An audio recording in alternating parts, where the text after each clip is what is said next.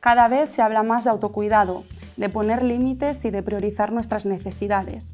Sin embargo, en la práctica seguimos callando, sintiendo miedo y culpa cada vez que intentamos hacerlo.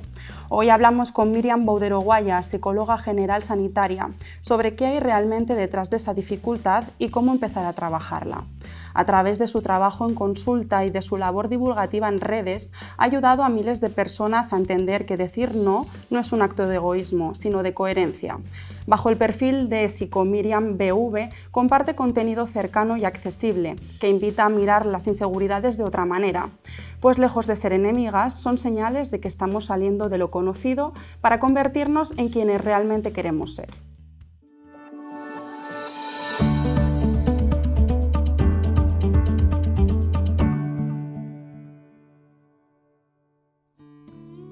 Bienvenida, Míriam. Empecemos por el principio. ¿Qué es un límite?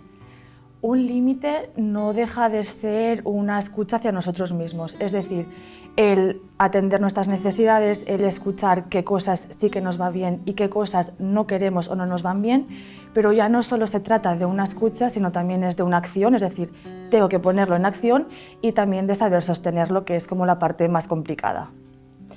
Bien, dicho esto, mucha gente sabe perfectamente que debería poner un límite y aún así no lo hace.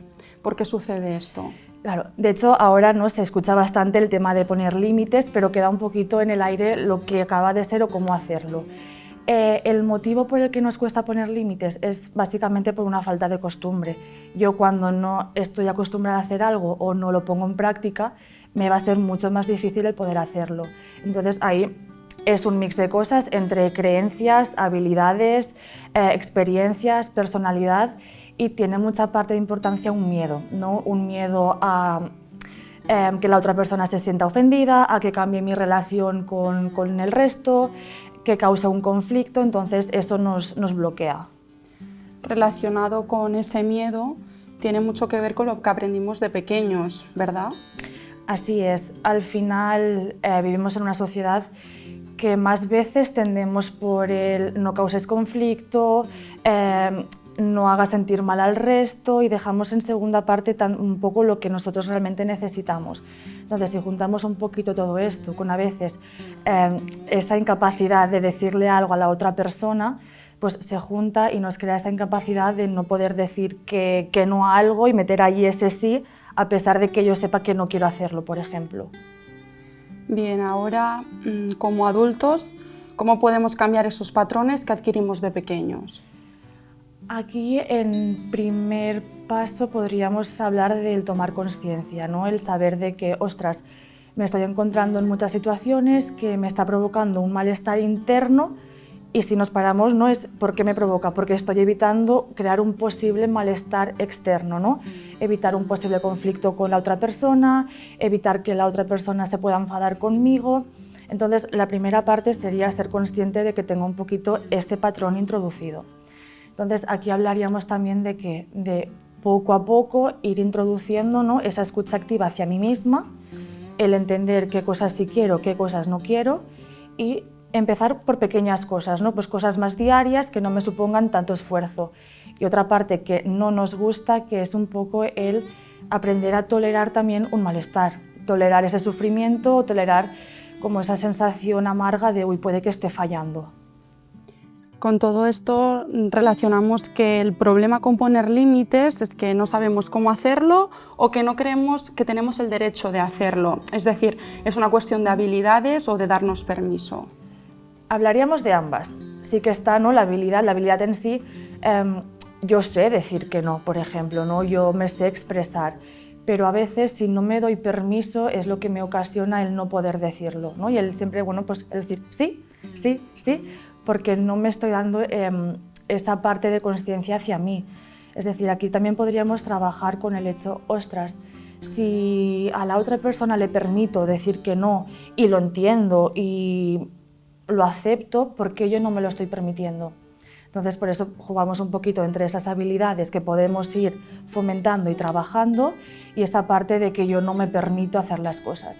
Al final, es como si estuviéramos en un juicio, ¿no? Yo soy la jueza, pongo ese límite y como es algo que no forma parte de mí, me declaro culpable. Entonces ahí entra todo ese malestar.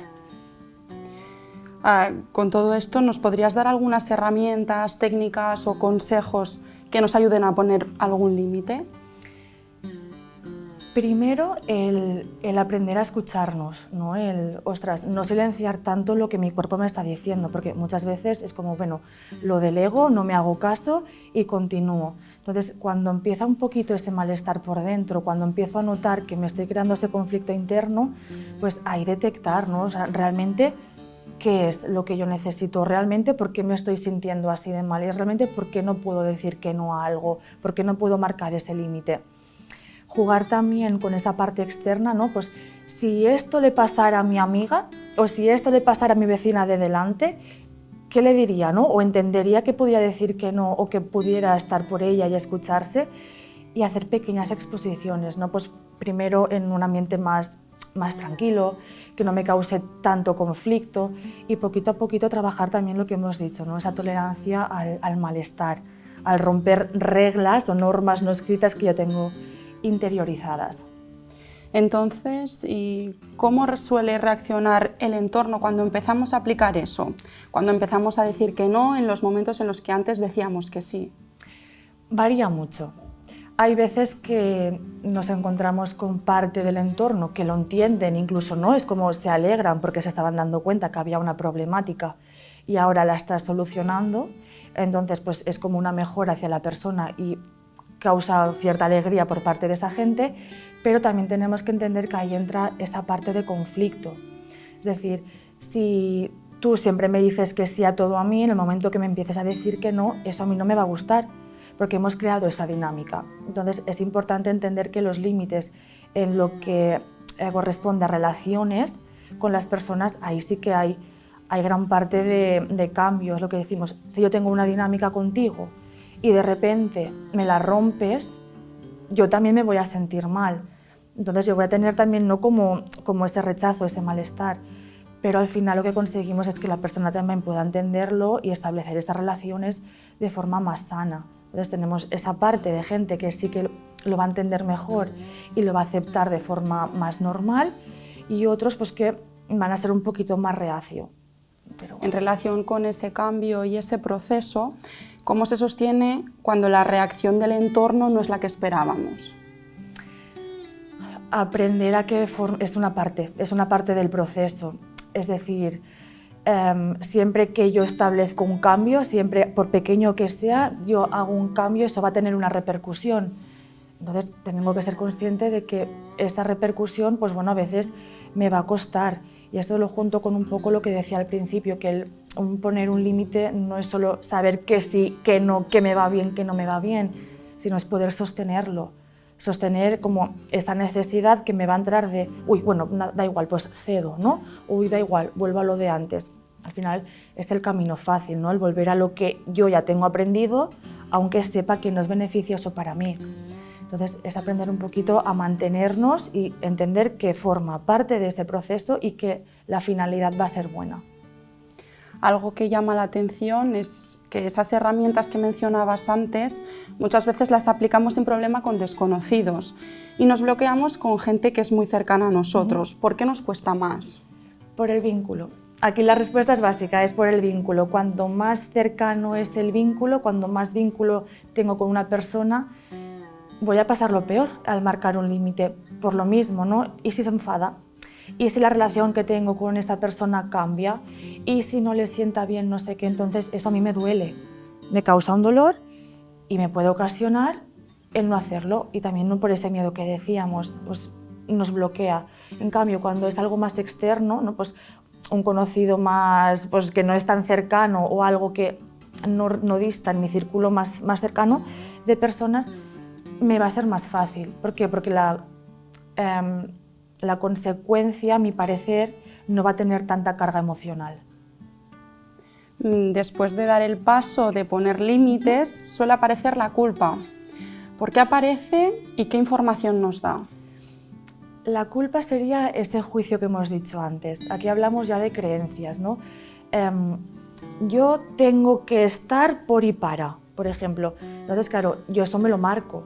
Yo tengo que actuar en base a esto.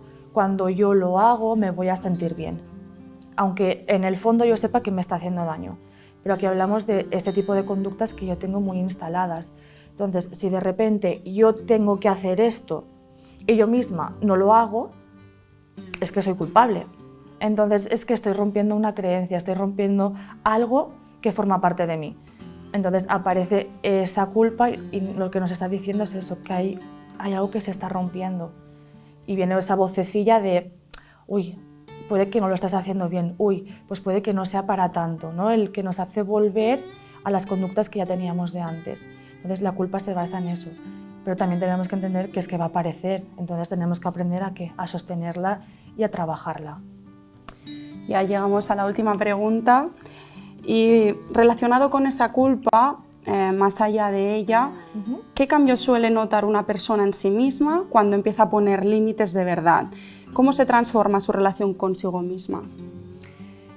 Al final, el tener esa escucha, ¿no? hacia uno mismo nos hace entendernos mejor, cuidarnos mejor, tratarnos mejor y tener una relación más sana conmigo misma. ¿Eso en qué se transforma? En mejorar las relaciones con el resto. Es decir, voy a vincular de otra manera, voy a vincular desde una zona en la cual yo también formo parte, una zona desde la cual yo también tengo importancia. Entonces, eso, a pesar de que al principio pueda ocasionar un poquito ese choque, me va a ayudar a establecer relaciones más sanas y más honestas, tanto conmigo como con el resto. Muy bien, muchas gracias por venir, ha sido un placer. Muchas gracias también por todas las herramientas que nos has dado para saber empezar a poner límites. Gracias a vosotros por darme esta oportunidad.